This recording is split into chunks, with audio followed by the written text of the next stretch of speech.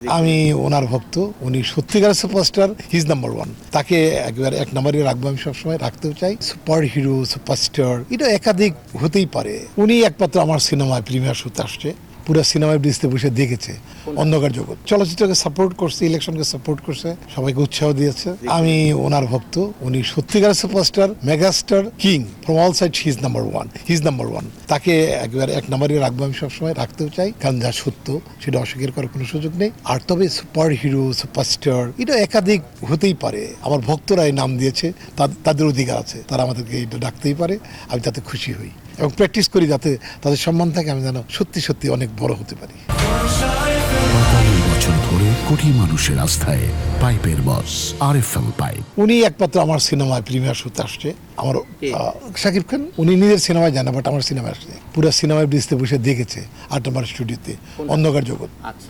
শাকিব খান উনি বিদেশে ছিলেন, ডিউ টু মি উনি এয়ারপোর্ট থেকে এসে ডিরেক্ট হলে ঢুকছে, ৮ নম্বর স্টুডিওতে ঢুকছে, ঢুকে পুরো সিনেমা থেকে বক্তব্য দিয়ে তুলে দিয়ে তারপরে গেছে।